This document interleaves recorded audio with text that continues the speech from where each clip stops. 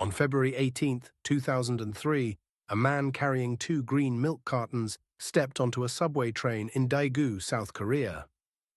11 minutes later, nearly 200 people would be dead, not only because of what he did, but because of the catastrophic errors that followed.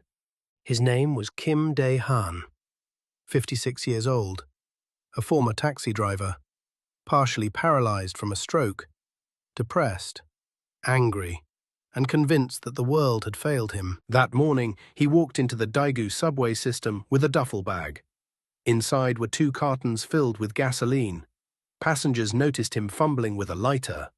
At first, confusion, then panic, then a sudden flash of fire. As the train reached Junggangno station, the gasoline spilled, and the carriage erupted. Thick black smoke poured through the cars. Kim escaped within seconds.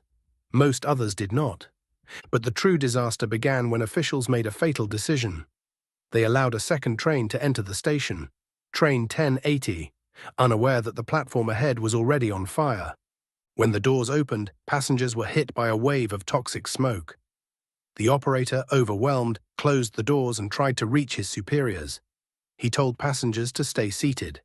Minutes passed. The smoke got thicker. Visibility dropped to 0. Finally, he received a message. "Quickly, run somewhere else." He opened the doors and fled the train, but when he took the master key with him, the power shut down, locking every door behind him. 79 people were trapped inside. They never made it out. The fire spread violently.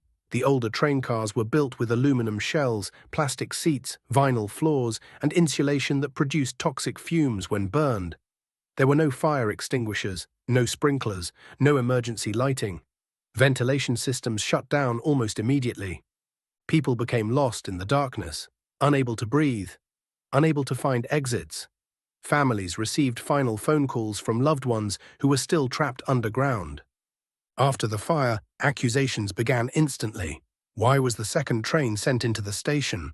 Why were emergency systems so inadequate? And why did the operator who fled disappear for 11 hours before investigators found him? The master key from his train was discovered at a depot, not on the scene.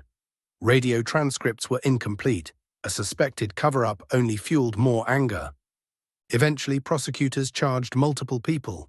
Both train operators were convicted of criminal negligence. Several subway officials were jailed. And the arsonist, Kim Dae-han, received a life sentence. He died in prison 1 year later. The Daegu Subway Fire was not just an act of arson. It was a tragedy created by one man and multiplied by systems that were not built to protect the people who trusted them. 198 lives lost in a disaster that should never have happened.